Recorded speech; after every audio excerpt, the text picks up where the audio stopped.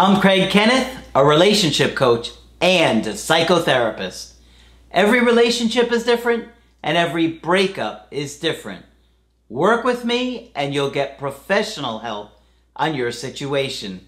And if you're in no contact, focused on personal growth, my creative healing course is filled with hours of exclusive content. Available now at AskCraig.net.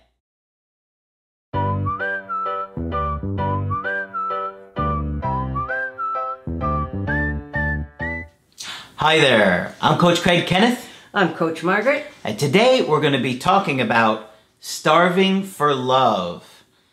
So, this is going to be a really interesting topic, and it's one that we don't get to talk about too often on the channel. But we're going to be talking about eating disorders today. Many of you have been in relationships with people that have an eating disorder, and it has a big impact on the relationship. But it also is very telling to the emotional struggles that they're having inside that's causing the eating disorder. So we're going to be talking about this today because, shockingly, there are a lot of men out there that have eating disorders as well. Yes, is that right? Yes. And so it's important for you guys to understand this and how it actually is kind of a metaphor for people that they really are literally starving for love, right? Literally. Yeah. Yes. So Margaret, what do you have for us today? Okay. Well, and one of the reasons why I did the research on this is that I'm hearing about eating disorders very frequently. Twice a week at least. Wow. Okay? So I did some research and here it is. I'm going to give you the most common terms that you'll hear when talking about eating disorders. The first is, its formal title is Anorexia Nervosa. Most people just sort of abbreviate it as anorexia. Mm-hmm. And it's a condition where people starve themselves. Okay. Okay. And then there's bulimia, which is a condition where people binge eat, Yep. then feel bad about it and force themselves to vomit. Yep. Okay. They will also do extreme exercising and use laxatives. Yep. Okay. And this can kill people. It can literally kill people. Eating disorders are serious business. Yeah. Okay?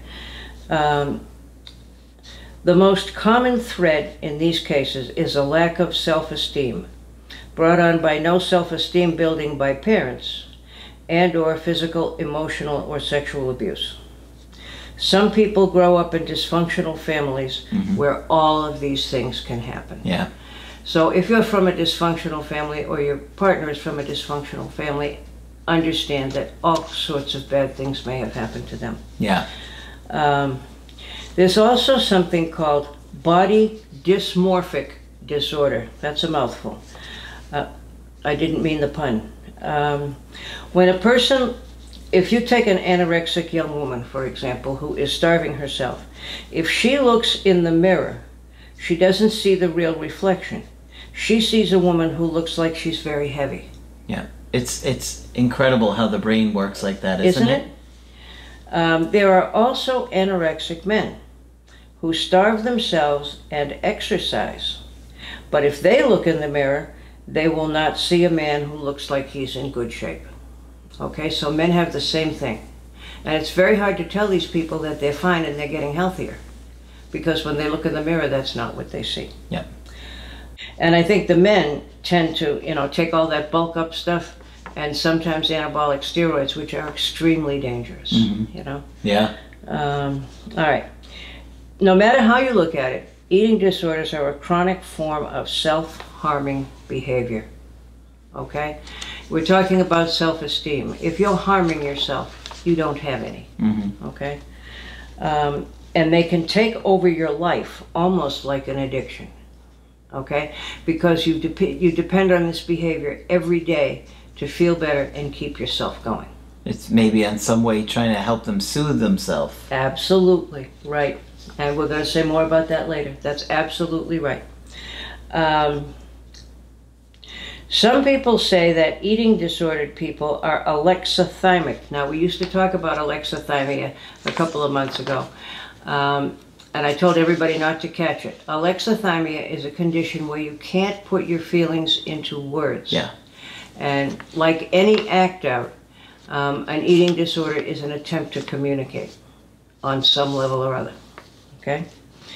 With increased age comes increased expectation and responsibilities. Now I'm talking about young women here.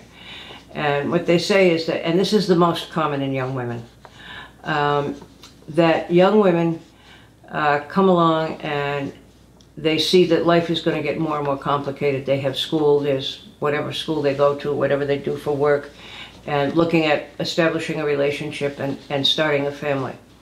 And what they say is that some people are so overwhelmed by that, they starve themselves so they no longer get a period.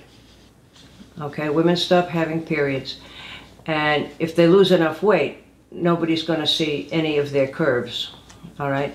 So it can look to some like it's almost an attempt to regress to being a kid. Wow. Okay? It makes me think of, you know, is it possible that someone might unconsciously say that they want to have a baby, but then lose so much weight that they can't get pregnant? Absolutely. Absolutely. And I think one of the other possibilities here is that this person is being sexually abused, and being and looking like a sexual being was not safe for them. Okay? I once worked with a woman. I was working in it was a detox treatment facility, and she was a small woman, and she was very blonde, and she was very anorexic, and I swore she was trying to disappear. Yeah, you've told me about her. Yeah, so that, you know, no one would know she was there, and would therefore leave her alone. And unfortunately, sexual abuse is very commonly associated with this, and sometimes perpetrators will force women or girls into unwanted oral sex. That can happen to little boys as well. Okay? An ugly subject, but I tell the truth. Yep. All right. There is a National Eating Disorders Association, which basically says that troubled family relationships are a huge contributing factor to eating disorders. Many individuals come from dysfunctional families where there are poor boundaries between the parents and the child. In addition, many who suffer from eating disorders experience a tremendous fear of losing control. If you grow up in a really dysfunctional, chaotic family, you never have any sense that you're in control. If you've been abused, you don't have any control even over your own body. Anybody can hit you or molest you at any time. So some suggest that the eating disorder is a way for people to gain control over something. Yes. They can gain control over their eating. Yeah. And sometimes, and I like this, it's a misguided but understandable attempt to feel their control over food is their first independent thought. Okay? And so the urge to separate and not be dependent can be in there as well. Okay? Which makes perfect sense to me. Still others say anorexia is an extreme statement of avoidance. I am so disappointed in you caretakers. I will not even depend on you for food. I totally don't need it or you. Wow. Okay? Think about the underlying message. Yeah. Angry. Oh, yes, absolutely.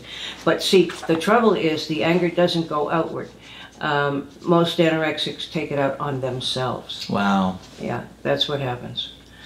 Because it's a self-destructive behavior. Okay, but absolutely there's anger behind it. And one of the things, of course, you'd immediately want to do to treat somebody is try to get the anger into words. Okay? Getting things into words is so critical. Oh, yes. That's why we're always encouraging you to process, talk, to work through things. Share. Okay. Sexual violence, of course, is a huge contributing factor. And that National Association for Eating Disorders says that people who have not experienced sexual violence often underestimate the wide range of ways individuals are impacted in the short and the long term. Yep. These include depression, anxiety, nightmares, flashbacks, chronic pain, substance use, and eating disorders. Okay, so if your girlfriend or your boyfriend appears to have an eating disorder, please understand that it's very serious and can even be life-threatening. Absolutely. Okay? Do not take this lightly. No. No one chooses to have an eating disorder, and no one will respond well to being told all the reasons why they should eat healthy food. So don't even try logic. It won't get you anywhere. Yeah. Okay? Any more than trying to use logic to get your ex back to convince them. That's what I was thinking about.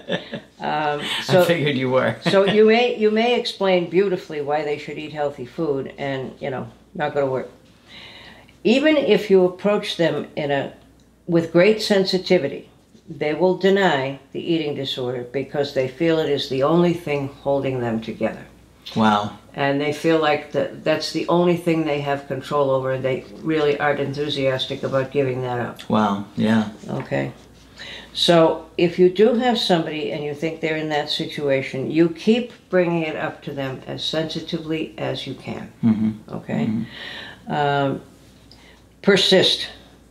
And eating disorders can be dealt with, but only if you reach out. Okay? It tends to stay hidden oftentimes for years. And sometimes when you start to live with somebody, they figure it out. All right?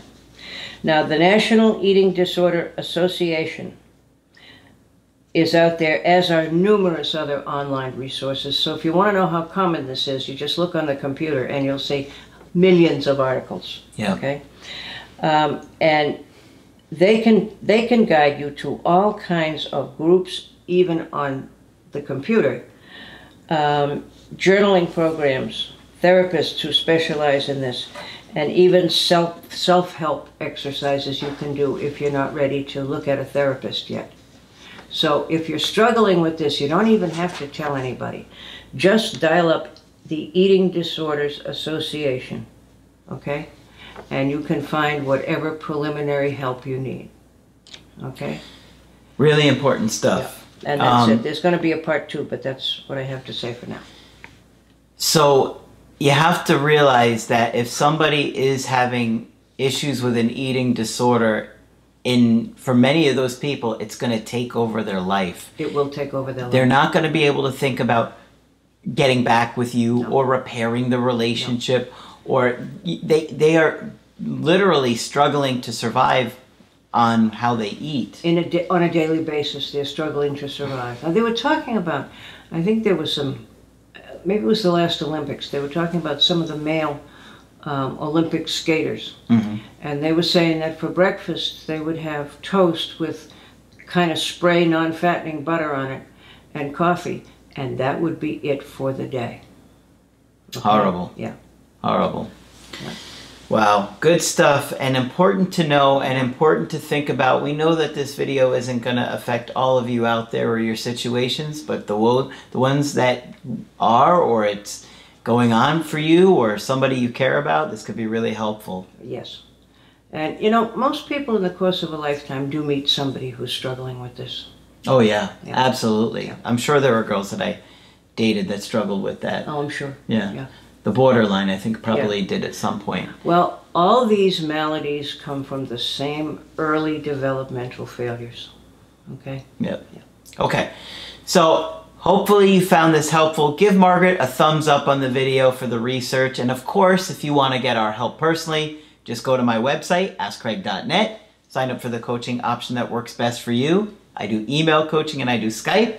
And of course, Margaret is available for Skype coaching. If you think I can be helpful to you, please sign up. Just click on Margaret on the top of the website to do that. That's it for this video. I'm Coach Craig Kenneth. I'm Coach Margaret. And we will talk with you soon.